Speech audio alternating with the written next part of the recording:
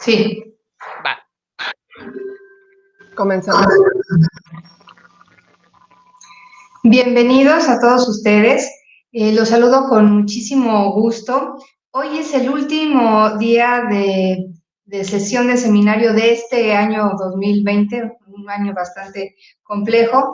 La próxima sesión nos veríamos hasta enero del 2021, así es que les deseamos que tengan unas excelentes vacaciones y fiestas familiares con todos sus familiares y que estén sanos y en armonía.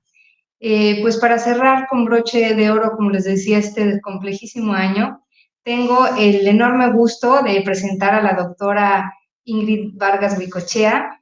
Ella es médica psiquiatra, doctora en ciencias por la UNAM, coordinadora de investigación del Departamento de Psiquiatría y Salud Mental de esta misma facultad. Es investigadora nacional nivel 1 por el Sistema Nacional de Investigadores y realizó estudios en School of Medicine at the Health Sciences Center en Nuevo México, como en Massachusetts, en el General Hospital, también en el Colegio de la Frontera Sur, y tiene diversos artículos en revistas arbitradas nacionales e internacionales, como capítulos de libros enfocados a la percepción de la enfermedad, aspectos socioculturales de la psiquiatría e investigación cuantitativa en salud. El día de hoy nos va a presentar el trabajo titulado Búsqueda de atención y acceso a los servicios sanitarios de salud mental en estudiantes universitarios. Sin más, dejo la palabra a la doctora Ingrid, que agradezco muchísimo que se encuentre en este espacio del seminario. Adelante, Ingrid. Muchísimas gracias por la invitación, de verdad es un honor. Gracias por considerarme para poder compartir en este espacio con ustedes. Bueno, el día de hoy les voy a presentar este trabajo que recientemente salió ya publicado. Es un trabajo, por supuesto, de un gran equipo de investigación que colabora conmigo y ustedes pueden ver ahora en pantalla la doctora Asunción Álvarez del Río, la doctora Ana Carolina Rodríguez Machain, la maestra Elsa Liliana Aguirre Benítez y Nora Kelsall, que Nora está en Harvard en la parte de epidemiología en salud mental. Entonces, bueno, nosotros partimos de esto que es una realidad. La psicopatología está presente hoy por hoy y justo ahora en tiempos pandémicos, ¿no? Una de las otras pandemias ocultas detrás de la COVID es justamente la situación de la salud mental.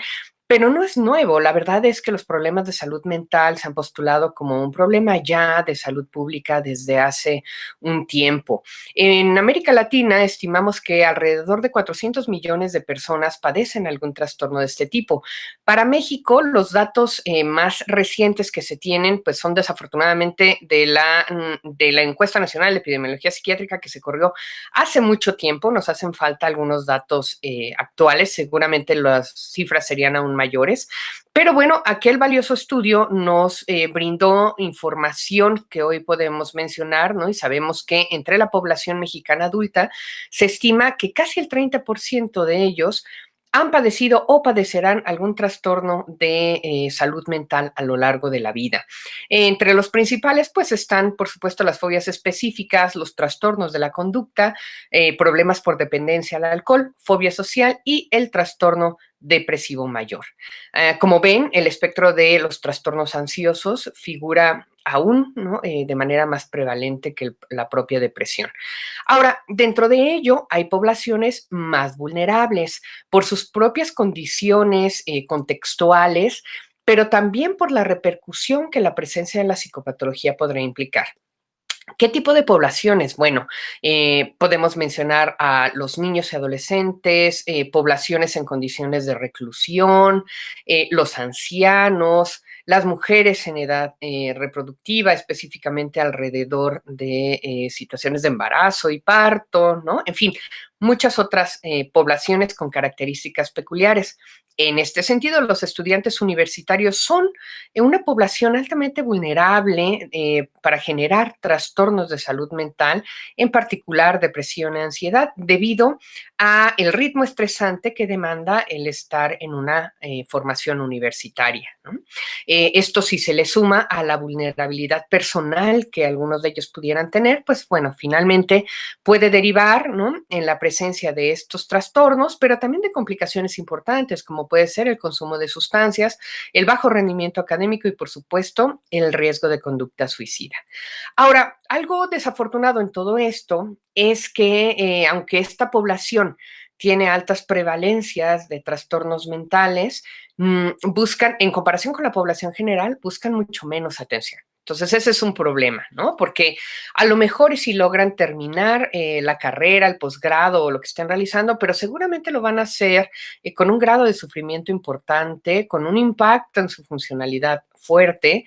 Y bueno, no tendría que haber sido de esta manera si ellos hubieran buscado esta atención especializada, ¿no? Los factores que influyen en esto pues son diversos, muchos de ellos propios del entorno social y cultural, como pueden ser la falta de servicios especializados, ¿no?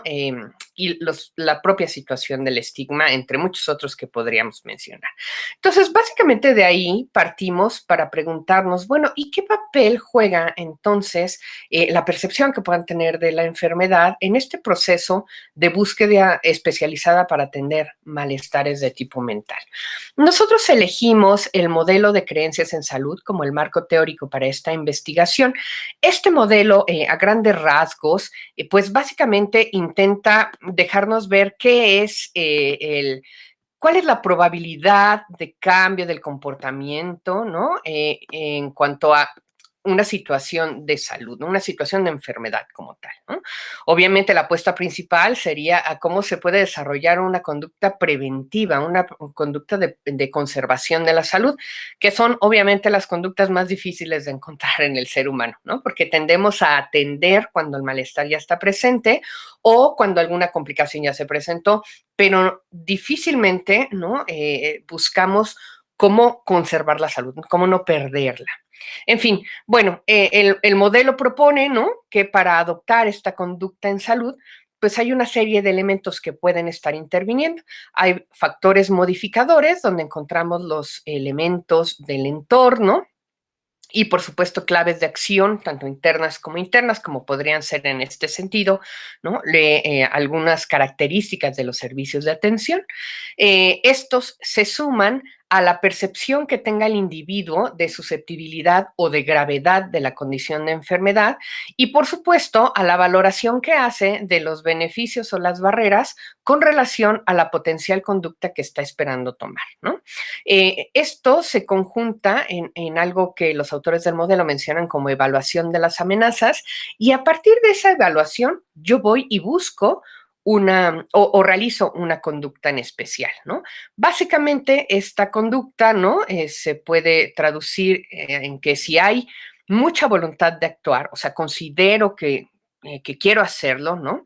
Y hay poca valoración de los aspectos negativos de la conducta en salud que planeo tomar, entonces seguramente se va a dar esta conducta preventiva o conducta de salud. Pero si la combinación nos da, por ejemplo, ¿no?, una voluntad de actuar baja, y muchos aspectos negativos, definitivamente lo que voy a encontrar, ¿no?, es una barrera en la conducta en esa conducta que estoy planeando realizar, ¿no? No lo voy a hacer. Digamos que esta es la combinación más desafortunada. Finalmente, si la combinación de factores deriva en una voluntad para actuar alta, es decir, quiero hacer algo para sentirme mejor, ¿no?, y una valoración de aspectos negativos también alto, es decir, considero que sí quiero hacer algo, pero hay también muchos otros factores que me detienen para realizar esa búsqueda, entonces seguramente la conducta del individuo va a terminar en la búsqueda de otros recursos alternativos. ¿no? Es decir, sí va a buscar hacer algo por su condición de enfermedad o por atender el malestar, que él considere igualmente efectivos, pero que también esté pensando que tienen menos barreras o le significan menos riesgos o menores adversidades, ¿no? Y es ahí donde entonces seguramente el individuo dentro de esta conducta en salud, ¿no? Pues no se va a acercar al sistema formal de atención, sino que buscará formas alternativas de atender su propia condición, ¿no? En fin, a grandes rasgos, este es el modelo de creencias en salud, donde algo que resalta, pues, es la manera en que cada persona, ¿no? Da un valor específico a lo que le está sucediendo y a su propia propuesta de acción, ¿no? Y en función de esto, finalmente va a tomar una decisión. Entonces, el objetivo de nuestra investigación fue analizar los componentes de este modelo con relación a la búsqueda de atención especializada de un grupo de estudiantes universitarios con problemas de salud mental que acudieron por primera vez a un centro psiquiátrico, un centro especializado, esto es el Departamento de Psiquiatría y Salud Mental. Este fue un estudio cualitativo para el cual se empleó un diseño fenomenológico que nos permitiera la aproximación a las percepciones y a la experiencia de los participantes. Para ello se generó una guía de entrevista exprofeso para esta investigación, guía que fue piloteada previamente para ver si las categorías que estábamos planteando realmente nos ayudaban a responder a nuestra pregunta de investigación y a cubrir nuestros objetivos, para ver si había entendimiento de los términos que de repente utilizamos en la entrevista, etcétera, ¿no? La versión final de la entrevista fue la que se aplicó en una entrevista semiestructurada. La manera de convocar a nuestros participantes en realidad fue el empleo de un método que no es tal cual cualitativo, sino es un método más bien epidemiológico, pero consideramos adecuado de aplicar, dado que nos permitía abarcar pues a la población que nos estaba haciendo de interés. Empleamos un método denominado semana típica, o conocida en inglés como Census Week. ¿Qué se hace en este tipo de métodos? Bueno, pues básicamente se incluyen en el estudio, se invita a participar a todos los individuos que se presentan en ese periodo, ¿no? Justo en esa semana.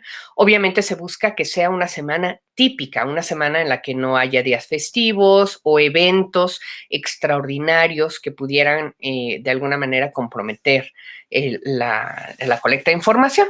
Entonces, bueno, es una semana cualquiera, una semana clásica donde se invita a participar a todos aquellos que lleguen y que cumplan con las características de nuestro interés.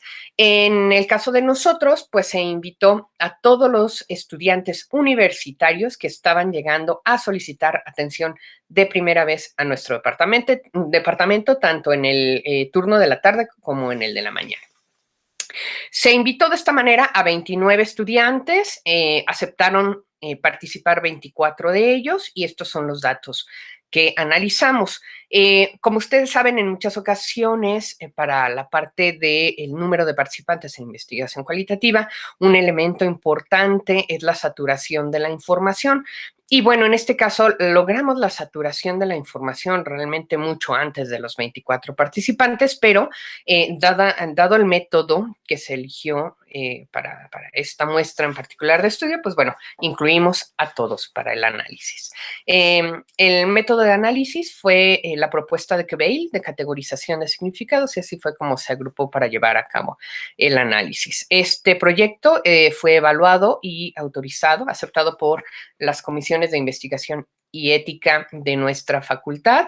Y bueno, todos los participantes fueron informados claramente de su participación, se les dio el consentimiento informado y firmaron el documento por escrito aceptando su participación. Les decía yo que tuvimos 24 participantes.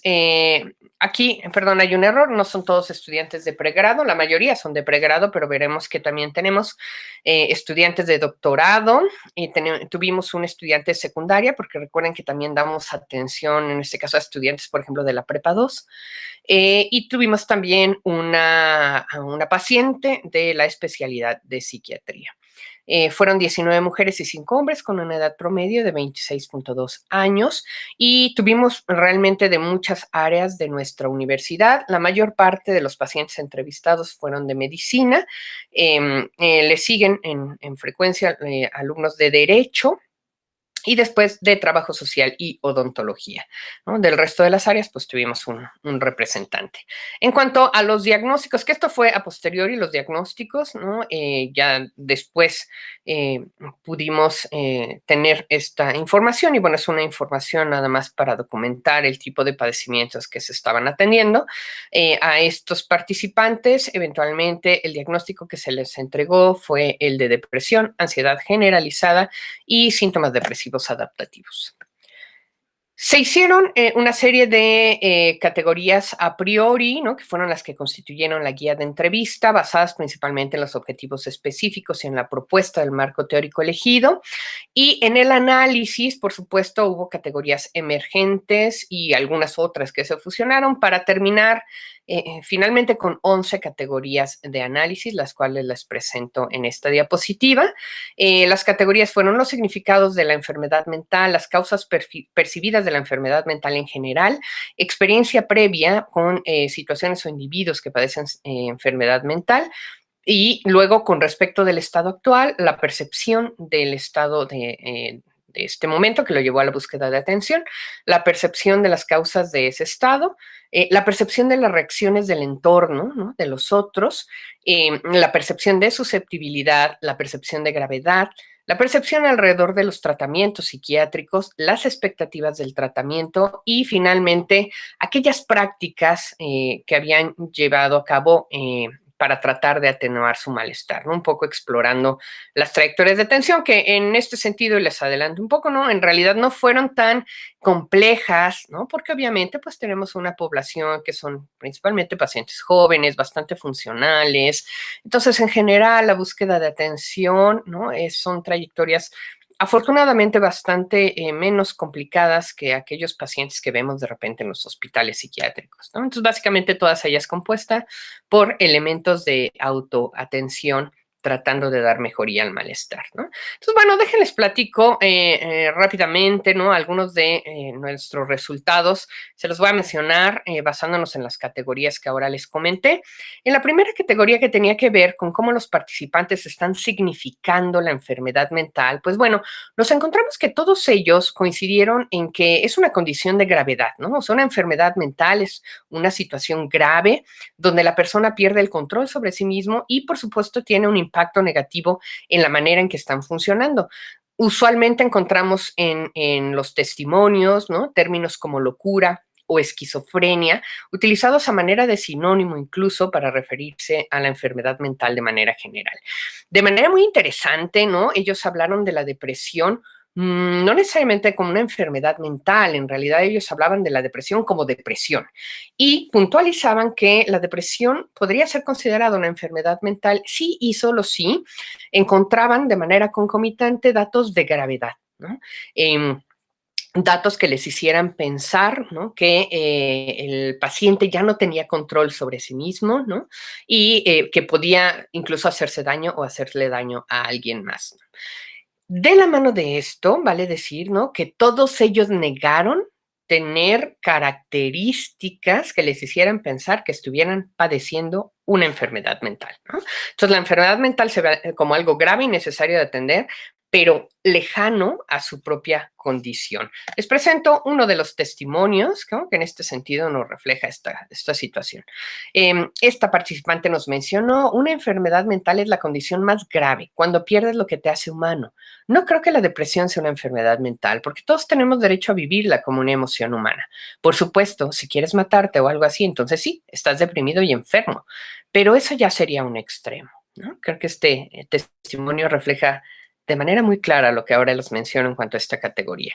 En cuanto a las causas percibidas de la enfermedad mental en general, se hizo una atribución expresa hacia las causas o estresores externos, ¿no? Y de la mano de esta categoría, en cuanto a la experiencia previa con una situación de enfermedad mental, todos han tenido alguna experiencia, ya sea en sí mismos o en personas, en familiares o conocidos.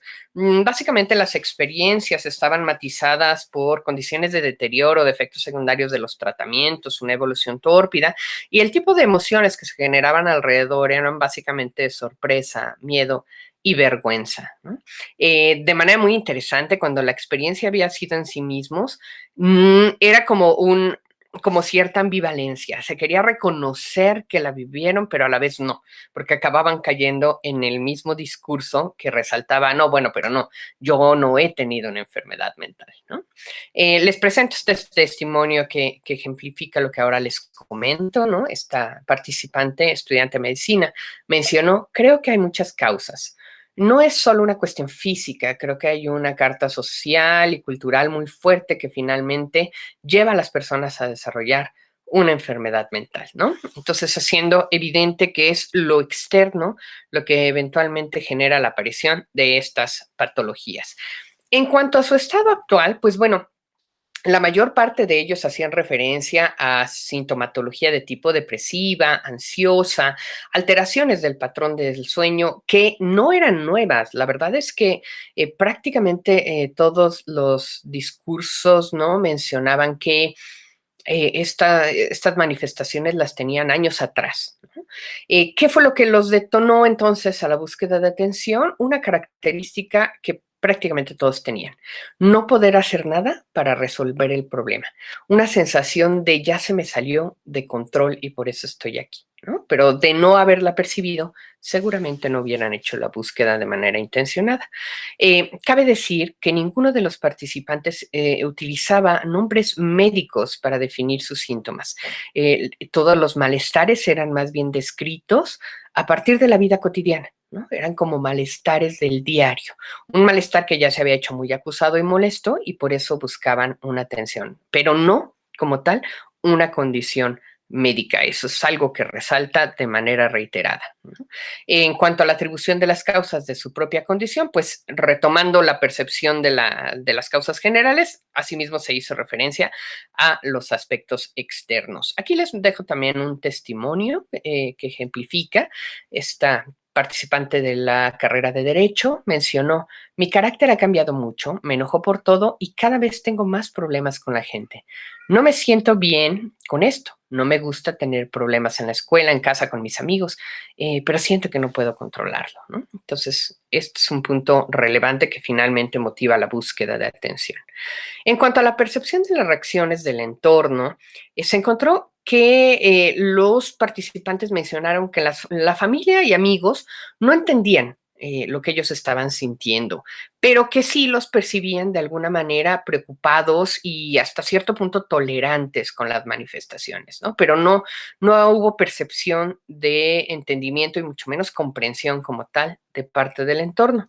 En cuanto al proceso de la toma de decisiones para búsqueda de atención especializada, se mencionó que, bueno, no habían hecho mención, no lo habían externado, no le habían dicho a nadie que iban a buscar este tipo de tratamiento o de atención, pero inferían que si lo abrieran, finalmente sí, seguramente tendrían el apoyo de los demás, ¿no? Esto únicamente como una creencia, ¿no? O una expectativa de lo que pudiera suceder, pero no estaban seguros ya que no lo habían dicho como tal. Fue un punto bien interesante el encontrar que un motivador para la búsqueda fueron los amigos de la escuela, ¿no? Ellas fueron figuras decisivas para animarlos a buscar atención, ¿no? Esto creemos que tiene mucho que ver con el aspecto de que finalmente es con los pares con quienes de repente se sienten más comprendidos, más en confianza, sienten que es alguien que puede entenderlos porque está viviendo lo mismo, ¿no? Y entonces abren todo este aspecto emocional, ¿no? Les platican de sus sentimientos y bueno, es ahí donde ellos de repente han hecho un papel importantísimo para que los entrevistados finalmente decidieran buscar la atención. En este testimonio lo pueden ver claramente. Este fue el testimonio de una estudiante de filosofía y letras que mencionó, en mi familia nadie sabe que no me he sentido muy bien. Una amiga y yo estábamos hablando y ella me dijo que creía que yo no estaba del todo bien, entonces me sugirió que buscara ayuda. Me dijo, vamos a preguntar, yo te acompaño, porque una profesora de la Facultad de Medicina nos dijo que había servicios de salud mental y así fue que decidí venir. Así como esta entrevistada, muchos de los participantes mencionaron que fue a partir de la sugerencia de sus compañeros escolares, ¿no? Sus amigos, los que finalmente les dijeron, creo que es pertinente que vayas y busques una atención. ¿Qué tan susceptibles, qué tanto los entrevistados percibían que ellos podían verse afectados por una enfermedad mental? Bueno, pues como mencionamos en la categoría 1, ¿no? A pesar del franco y explícito reconocimiento de los síntomas o malestares en su propia persona, ninguno de los participantes identificó que fuera susceptible de padecerlo, ¿no? Es como si ellos fueran inmunes a padecer alguna de estas condiciones de gravedad que describieron, ¿no?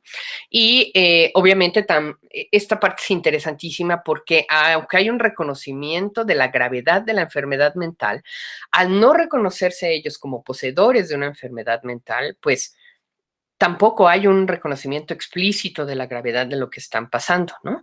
Es con el interrogatorio intencionado donde ellos mismos llegan a un punto de poder reflexionar sobre sí mismos y reconocer que sí podía haber cierto grado de gravedad en el que, por ejemplo, no pudiera haber un riesgo de hacerse daño a sí mismos, ¿no? O de tener alguna otra complicación, específicamente lo que estaba sucediendo en su entorno académico, ¿no? Y bueno, los testimonios que apoyan de alguna manera esto, ¿no? Entre muchos otros testimonios, por ejemplo, ¿no? Pero estos han sido representativos. Este participante de ingeniería eléctrica nos mencionó, no, por supuesto que no tengo ningún problema mental, nunca me convertiría en un asesino en serie o en un loco, como los que aparecen en programas de televisión.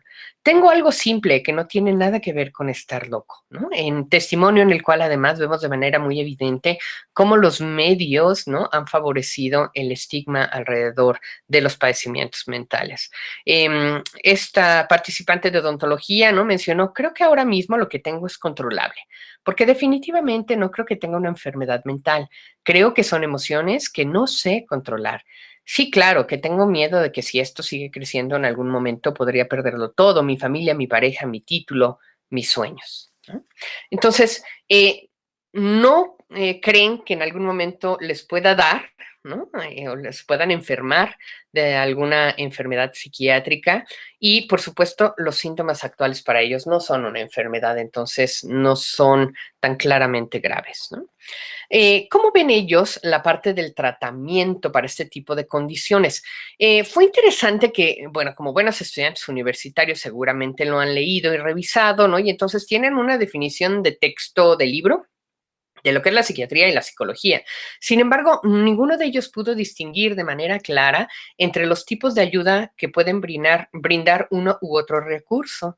En esa misma línea, pues tampoco tuvieron una identificación clara de qué tipo de tratamiento podrían preferir, ¿no? ¿Cuál creen que les traería un mayor beneficio? Porque no lo sabían identificar de manera más clara, ¿no?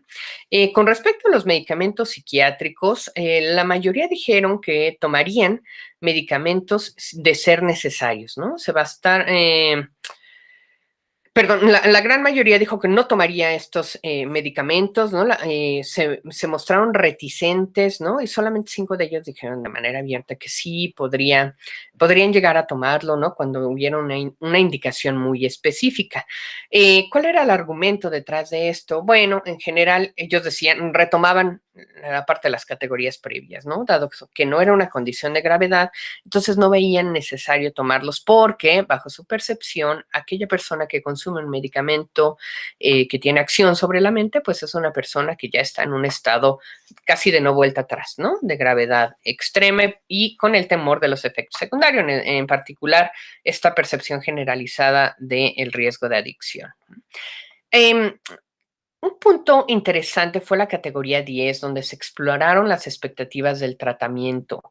Fue muy llamativo que los entrevistados mencionaron en realidad que dentro de su expectativa, sí era por supuesto sentirse bien, pero no se mencionó nunca de manera específica la desaparición del síntoma que ellos identificaban como principal, ¿no? Realmente su expectativa giraba alrededor, ¿no? De el poder contar con alguien que los escuchara, que los guiara, que les diera estrategias en la toma de decisiones, que les diera herramientas para afrontar mejor los estresores o para mejorar las relaciones con los demás, ¿no? O sea, básicamente esa era la expectativa que tenían. Llamó mucho la atención porque si hubo síntomas particulares, ¿no? Como el sentirse sin ganas, el sentir un nerviosismo constante, el tener muchos problemas para dormir, hubiéramos esperado que dentro de las expectativas, por supuesto, hubiera habido esta mención, ¿no? Muy particular, pero no fue así. Realmente lo que se dijo en general, ¿no? Era tener a alguien ahí, ¿no? Para acompañarlos y guiarlos en este proceso. También fue mencionado, ¿no? Que dentro de las expectativas en el tratamiento, ellos querían encontrar a alguien con ciertas características, los elementos que deberían conformar al profesional de salud que les diera atención fueron muy llamativos. Ellos estaban esperando tener a alguien con un trato humano, empático y personalizado. Elemento importante porque entonces, más allá de la mejoría sintomática, de no encontrar estas características en aquel que les diera la atención, pues probablemente no se iba a poder cubrir la expectativa que el entrevistado estaba teniendo del tratamiento, ¿no?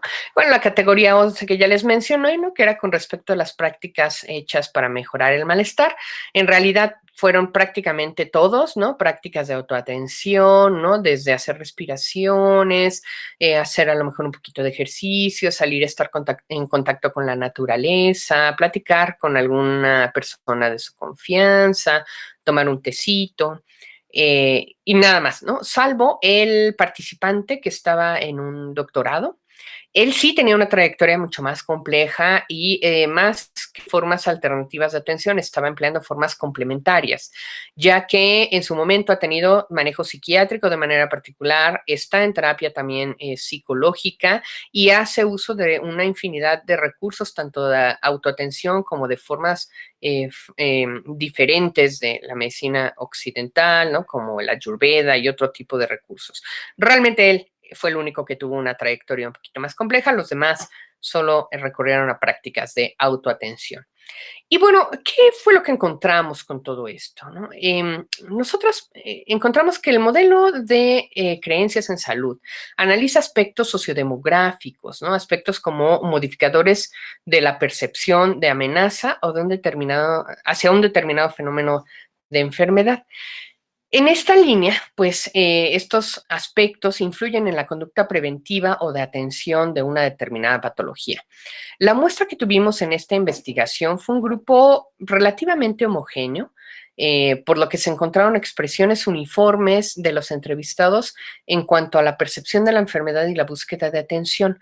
No encontramos que hubieran factores como la edad, el sexo, el nivel socioeconómico o el grado de estudios que estuvieran influyendo de manera más explícita en la percepción de la enfermedad. Si bien no corrimos un análisis cualitativo para ver la asociación, cuantitativo, perdón, para ver la asociación de estos componentes, en el análisis de los testimonios realmente no podíamos hacer una clara distinción a partir de estos elementos que ahora les comento. La característica que vemos que fue como un elemento unificador para este grupo estudiado era justamente que eran estudiantes universitarios, ¿no? ¿Qué tipo de particularidades les confiere esta condición? Pues bueno, es una población que tiende a mantener su funcionalidad, ¿no? ¿Por qué? Porque tienen un objetivo de vida y porque han tenido finalmente los elementos que les han permitido llegar hasta este nivel, ¿no? Independientemente de la presencia de los síntomas de la enfermedad. Se perciben, ¿no? Tienen una autopercepción como de inmunidad, ¿no? De ser invulnerables, finalmente. Y esto se hace evidente al pensar que ellos pues, nunca van a poder ser afectados como tal de una patología grave como es alguna de las enfermedades mentales, ¿no? Tienen acceso, están ubicados todos ellos, ¿no? Como población, en un medio con acceso a grandes cantidades de información, información que de alguna manera influye, por supuesto, ¿no? Y los orienta en cuanto a las percepciones generadas en su propia experiencia con la enfermedad mental, ¿no?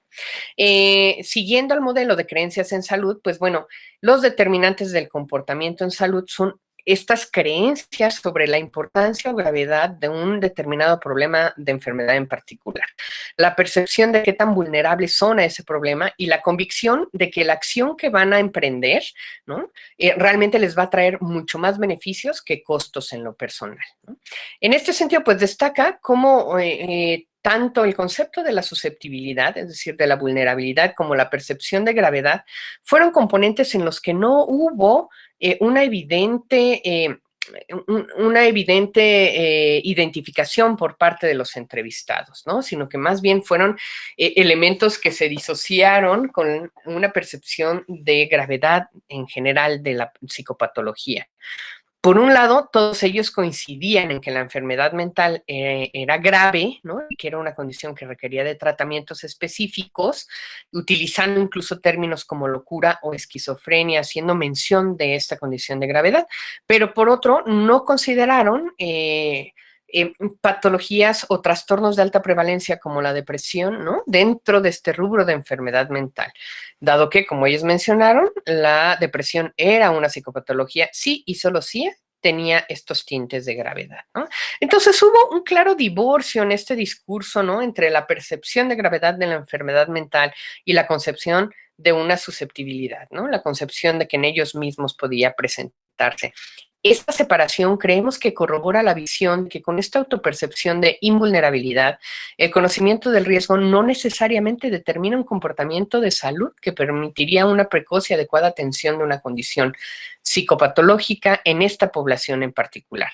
Por otro lado, ¿no? También nuestros participantes pues percibieron que las enfermedades mentales, si bien como condiciones graves requerían de tratamientos especializados, no consideran sus propios malestares una enfermedad mental, pues no coincidía, no empataba con esta visión de locura que es lo que ellos consideran una enfermedad mental, ¿no?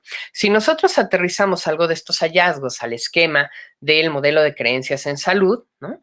Pues nos encontramos que el tipo de conducta en salud por la que han optado los entrevistados hasta el momento del estudio, pues derivaba, ¿no? De ser una población de estudiantes universitarios, una población con necesidad de mantener una funcionalidad académica específica que les permitiera la cobertura de sus objetivos de vida, pero una población finalmente inserta en un contexto social, ¿no? Donde hay un alto estigma hacia la enfermedad mental. Entonces, los conocimientos adquiridos, ¿no? Dentro de su propio papel de estudiantes son conocimientos que se diluyen o se adaptan dependiendo de cómo está la propia percepción del estigma hacia estos padecimientos, ¿no? De la mano de ellos también hay elementos a considerar como esta situación que es muy real, ¿no? La poca empatía por parte de los servicios de salud, en especial de los servicios públicos de atención, ¿no? Esto viene, ¿no? Derivado de las experiencias de personas cercanas a ellos, ¿no? Que en algún momento dado han buscado atención especializada en salud mental y, bueno, se han encontrado con prestadores de salud, ya sea psiquiatras, psicólogos o trabajadores sociales psiquiátricos o enfermeros psiquiátricos, ¿no?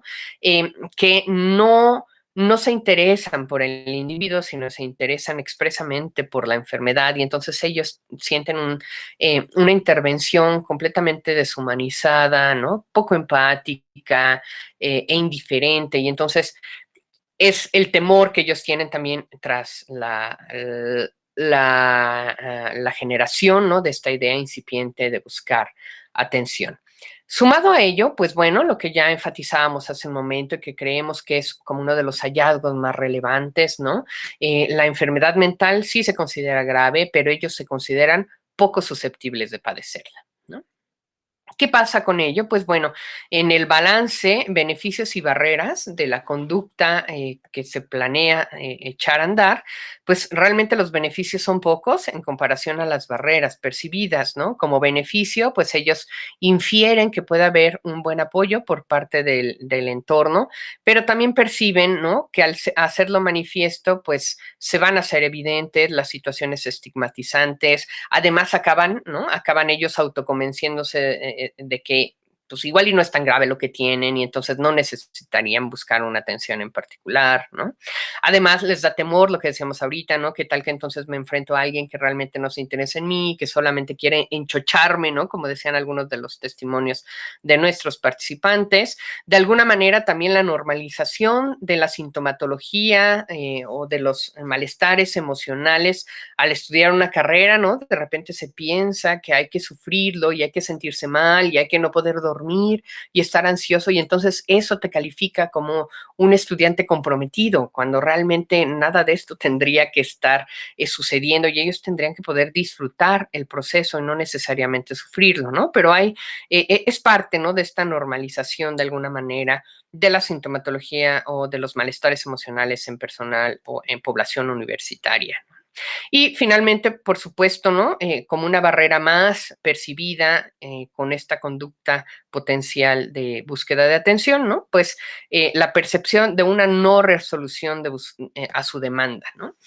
Por eso es que era tan importante explorar las expectativas, ¿no? Las demandas, como decíamos, en muchas ocasiones no tendrán que ver con la desaparición o disminución de un síntoma en específico, sino tienen que ver con el encontrar este otro que se interesa por ellos, que los escucha, que los guía y los acompaña. Eh, y bueno, pues en esa demanda a lo mejor no necesariamente se cubre en muchas de estas interacciones, ¿no? ¿Cuál es el resultado finalmente de ello? Bueno, la conducta en salud por la cual está optando esta población estudiada, ¿no? Pues depende entonces de una disposición a actuar, sí, importante, ¿no? Si está ahí, si hay esta percepción de que el buscar una atención en específico sería necesario, pero también hay muchos aspectos negativos. Y si ustedes recuerdan al principio, cuando veíamos en la parte del marco teórico, dijimos que en esta combinación, ¿no? De la alta disposición de actuar, pero también altos aspectos negativos, el resultado es la búsqueda de otro tipo de recursos de acción alternativos, ¿no? Recursos que se perciban de igual o misma eficacia, ¿no? Pero con muchos menores barreras o adversidades. Si no se dispone de estos recursos, como pasó en muchas de las ocasiones con los entrevistados, quienes realmente los recursos que echaron a andar fueron los de autoatención, entonces el resultado puede ser lo que seguramente ha pasado con ellos a través de los años, dado que los síntomas no son nuevos, ¿no? Alejarse psicológicamente del conflicto, ¿no? Decir, no está pasando, yo puedo con ello y voy a tratar de sobrellevarlo. En este sentido, pues lo que hacen es llevar a cabo una serie de actividades que ellos perciben que les pueden ayudar y a lo mejor ayudan de manera momentánea. Es algo paliativo, ¿no? Transitorio, pero no da una solución al problema y el problema se ha seguido incrementando y seguramente ya tiene muchas más consecuencias de las que nos hubiera gustado que tuviera, ¿no? Nos encontramos, por supuesto, sí, algunas limitaciones importantes. Probablemente una de las más evidentes es que los participantes de este estudio en particular, pues fueron estudiantes que visitaron intencionadamente el servicio universitario del Departamento de Psiquiatría y Salud Mental, ¿no? Para dar atención.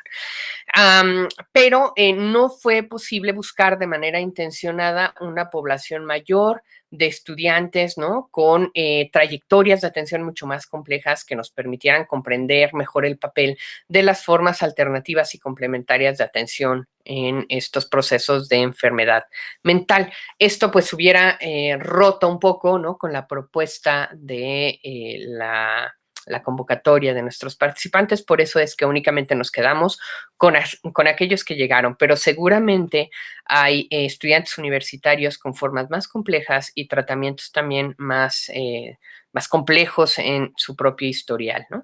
Para futuras investigaciones sería interesante estudiar a mayor profundidad el papel de los pares, ¿no? De sus amigos, de los compañeros universitarios, como factor detonante de la búsqueda de atención. Creemos que si esto ayuda, pues bueno, de ahí viene mucho el sentido de estos programas en los que se busca capacitar a los mismos alumnos para que sean ellos los que puedan, por un lado, identificar condiciones de enfermedad mental, pero por otro también ayudar a alfabetizar en salud mental a sus propios compañeros y que eso hiciera que pues no se tuvieran las complicaciones derivadas de estos padecimientos, ¿no? Creemos que también sería importante integrar las percepciones de los profesionales de la salud, ¿no? De aquellos que están dando atención a estos pacientes nuestros de la comunidad universitaria para ampliar, ¿no? Tener de alguna manera las dos caras de la moneda, ¿no? Ampliar la comprensión de cómo de alguna manera ellos efectivamente están jugando un papel en intensificar o disminuir ya sean los beneficios o barreras con respecto a las conductas de prevención y atención de la salud mental. De igual forma, la voz de los universitarios que no tienen como tal un malestar en cuanto a la salud mental, ¿no? Podrían enriquecer esta visión porque ellos que no lo están experimentando en carne propia, nos podrían dar una visión que complemente, ¿no? Y que nos ayude a integrar esta visión o percepción generalizada de los diferentes factores que interactúan en el modelo de creencias en salud, ¿no?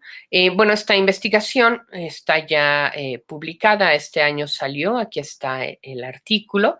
Y bueno, todo esto que ahora les acabo de compartir con muchos más testimonios y un mayor detalle en los esquemas lo pueden encontrar en la publicación, la cual si ustedes requieren se las puedo facilitar con todo gusto. Pues muchísimas gracias por la atención. Esto era lo que quería compartir con ustedes en esta ocasión. Muchísimas gracias, Ingrid, a la doctora Ingrid Vargas, por esta excelente presentación que, bueno, en verdad nos abre muchísimas preguntas de cómo acercarnos a los estudiantes, de las concepciones que ellos tienen, de lo que padecen, y bueno, esta parte de los pares, ¿no? Como alguien, una gente que les impulsa y los apoya para buscar orientación. Bueno, no digo más porque el día de mañana, el viernes 27, seguiremos con el gusto de tenerla a las 9 de la mañana en una sesión sincrónica justamente para dialogar, compartir y escucharnos en torno a esta temática importantísima para pensar y repensar la formación, en este caso en la Facultad de Medicina de los médicos, y lo que necesitan nuestros estudiantes para transitar su formación de una mejor manera. Muchísimas gracias de nuevo, Ingrid, y pues entonces mañana nos vemos. Gracias a todos y que tengan excelente tarde. Gracias a ustedes, con todo gusto. Mañana lo discutimos. Mañana nos vemos. Gracias.